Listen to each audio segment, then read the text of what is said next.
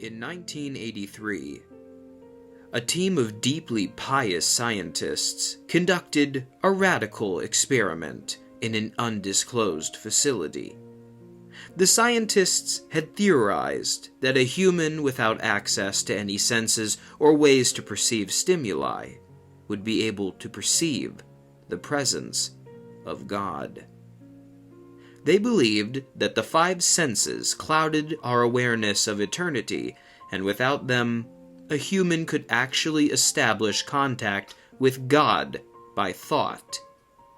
An elderly man who claimed to have nothing left to live for was the only test subject to volunteer. To purge him of all his senses, the scientists performed a complex operation in which every sensory nerve connection to the brain was surgically severed.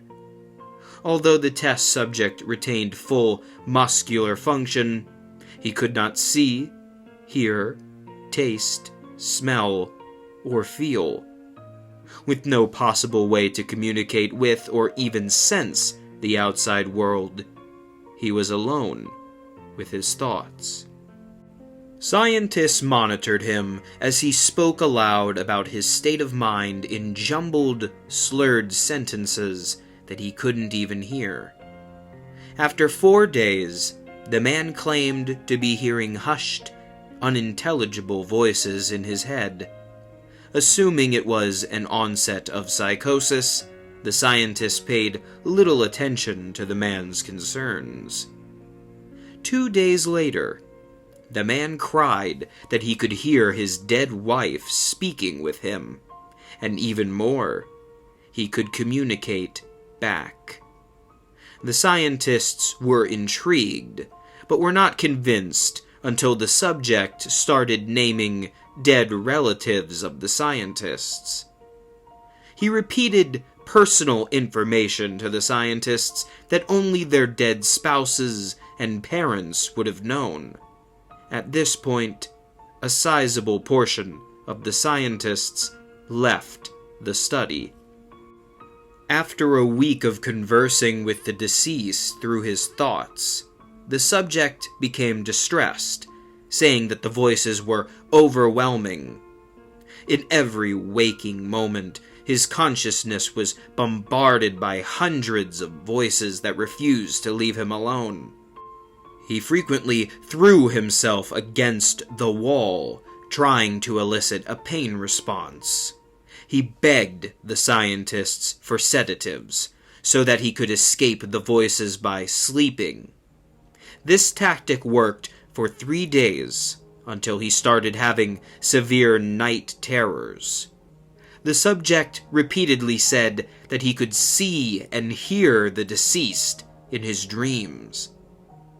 Only a day later, the subject began to scream and claw at his non-functional eyes, hoping to sense something in the physical world. The hysterical subject now said that the voices of the dead were deafening and hostile, speaking of hell and the end of the world. At one point, he yelled, "No heaven, no forgiveness," for 5 hours straight. He continually begged to be killed, but the scientists were convinced that he was close to establishing contact with God. After another day, the subject could no longer form coherent sentences. Seemingly mad, he started to bite off chunks of his flesh from his arm. The scientists rushed into the test chamber and restrained him to a table so he could not kill himself. After a few hours of being tied down, the subject halted his struggling and screaming. He stared blankly at the ceiling as teardrops silently streaked across his face. For 2 weeks, the subject had to be manually rehydrated due to the constant crying. Eventually, he turned his head and, despite his blindness, made focused eye contact with a scientist for the first time in the study. He whispered, "I have spoken with God, and He has abandoned us."